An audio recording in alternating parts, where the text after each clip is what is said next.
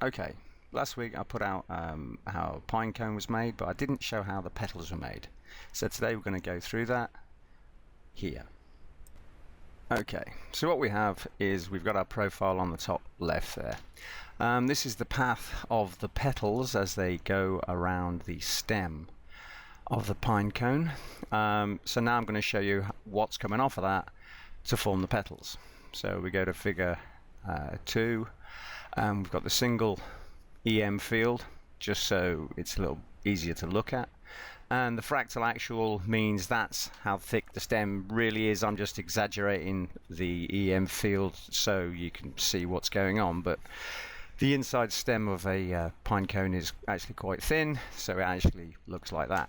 So this is Pinecone Petal Construction, energy placement of matter, electromagnetic vortex to wave via DNA code frequency, which is color, size, shape, etc. So we drop down into the middle where it says 1. Energy travels perpendicular to the original source when too much energy is introduced into the EM field line, which expands and contracts. When there's more energy added and it flows through the DNA code, it will send out offshoot vortices, as you can see in that first stick picture. It shoots out a vortex and then it will shoot out a wave, which is where it says profile. The two waves shoot out to each other and forms the double helix electromagnetic field. So we've got 1, energy travels perpendicular to the original flow always. You have the main bulk finger of energy, which is fractal. You have the EM field and you have the vortex out. And so from above, you get the Fibonacci spiral. So then we come over to the right-hand picture where it says vortex wave. So your vortex is out. You have your double helix waves that pass through each other and then curl around into a halo, but this is one waveform, so it just curls around flat. Now this would be the area of where the petal meets the stem, so I've just turned it 90 degrees so we can see what's going on. The main bolt is shooting from left to right, and vortices come out perpendicular of the main flow and then perform a halo wave, which curls around back to the bottom of the vortex, because that's what the DNA code tells it to do. Instead of pointing outwards perpendicular, it has gone sideways perpendicular, so it remains flat.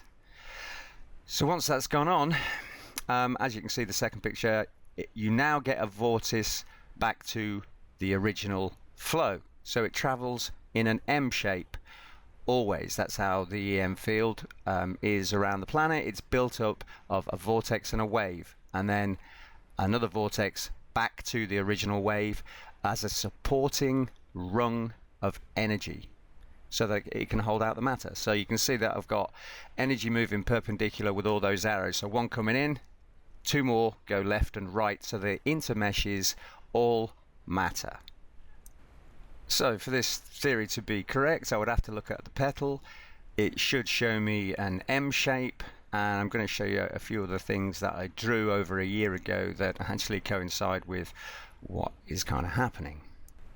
Okay, so this is a petal from my garden pine trees, and as you can see, it has the M shape at the top, then there's an inside to the M shape, and then there is a darker patch at the bottom, as if there were 3 rings. So the dark patch, the M, then the outer field. Well, the darker M is the rollover halo wave. This is also the same as bark on the outside of a tree, and this is where it's doubly rotating round. It's the outside, so it gets thicker.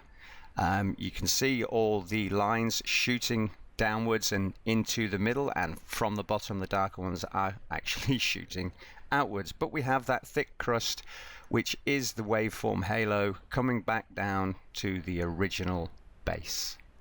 It's a waveform, and it always looks like the cross of God, arms out, piece at the in the center there. There's even a light piece in the center. You know, that's probably just coincidence, as they say. But it's this shape. So yeah, it's like the arrow of God that shoots up, arms shoot out from the sides, and then they come back and meet at the bottom of the waveform. This is a picture that I drew back in January 2015. Just one of the things I'd seen. So if you put a main bolt up through the center of that, that's what's happening with the pine cone. As you can see, same shape, 3 circles or 3 areas, and it all links down to the bottom. And then I've also got the perpendicular flow running at the bottom, as you can see there. So arrow up would show my M shape of this petal, and then I've got a double helix running perpendicular to the original source, which is the stem. And finally, this is from a main video that's coming about all energy travel. But the top left, figure 1, that is how energy travels. Vortex, wave, vortex, wave, vortex, wave. It sends out perpendicular to the original source, 2 waves, also one up the middle, which I kind of haven't drawn because it suddenly makes it all kind of a little complicated, but it is there, which I'll probably change on the original picture. Yeah, so that's how it travels, and everything that I've put towards it, one configuration or another, leads back to the electric universe, leads back to the Bible. 2 horns come from God's hand, 2 rays, 2 lights. Horns protrude, and that is the hiding of his power, and that is what I've just shown with the pine cone, is all energy travel. It's a waveform, it's electricity and electromagnetism, which causes matter to be attracted. Matter covers energy, energy moves matter, and it always moves it in a double helix, and it always makes an M shape or a U shape.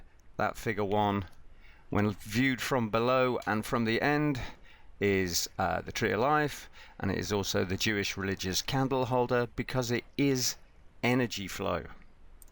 And then I also check the angle of the petal where it's attached to the main stem, and that's 137.5 degrees, which is the Fibonacci spiral. Going the other way it'd be 42.5, but it's close enough for argument's sake for me.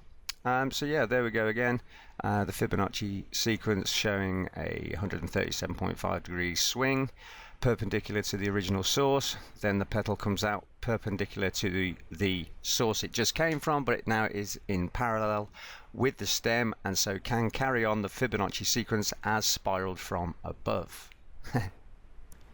And so there you have it. That's how the petals are formed. That's how a whole pine cone is formed, which is the symbol of many religions, is the pine cone. Go and have a look at the Pope's staffs and things like that, and you'll see that they have pine cones everywhere, and they don't even know why. Well, it's because it is true energy flow. And as you can see on the middle right hand side there, that's one of the Alephs of God, and it means power, but it also means vortex to halo wave, which is what everything is. That's where halos are going to come from. Energy is going to come out of the top of your head and shine around you, just like a halo, because it will be excess energy bursting out of us. Thanks very much. My name is Lee, and I'm a Christian.